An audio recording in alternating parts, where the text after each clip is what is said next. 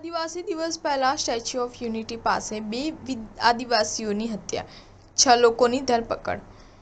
નર્મદા જિલ્લાના કેવડિયામાં statue of unity પાસે તૈયાર થઈ રહેલા આદિવાસી મ્યુઝિયમ પાસે ચોરીની આશંકામાં બે આદિવાસીઓની માર મારીને હત્યા કરી દેવામાં આવી છે.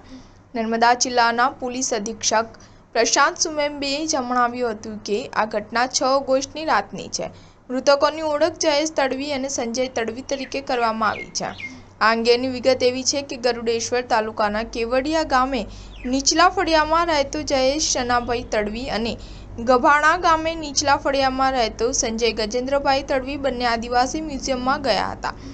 આ વખતે બંને ચોરી કરવા માટે આવ્યા છે તેવી શંકા રાખી મ્યુઝિયમમાં કામ કરતા કર્મચારીઓને બંનેને પકડી લઈ હાથ બાંધી દીધા હતા અને ત્યારબાદ એક રૂમમાં લઈ જઈ બંનેને પ્લાસ્ટિકની પાઇપ, લાકડી અને ગરદાપાટું માર માર્યો હતો. આ ઘટના બાદ બંનેને સારવાર માટે ગરુડેશ્વરની હોસ્પિટલમાં લઈ જવામાં આવ્યા હતા, જ્યાં સારવાર દરમિયાન જયેશ તડવી અને સંજય તડવીનું મોત નીપજ્યું હતું.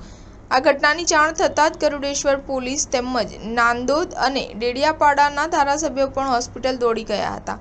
જિલ્લા પોલીસ વડાએ જણાવ્યું હતું કે આ ઘટનામાં અમે હુમલો, એટ્રોસિટી તેમજ અન્ય ગુનાઓ હેઠળ ફરિયાદ નોંધી મ્યુઝિયમમાં કામ કરતા માર્ગીશ ધીરપડા, દેવલ પટેલ, દીપક કુમાર યાદવ, વનરાજ તાવીડિયા, શૈલેષ તાવીયાડ અને ઉમેશ ગુપ્તાની ધરપકડ કરી છે. તેમણે ઉમેર્યું હતું કે જે લોકો પકડાયા છે તેમાંથી 2 શખ્સો પંચમહાલ જિલ્લાના છે, જ્યારે અન્ય આરોપી અન્ય રાજ્યના છે.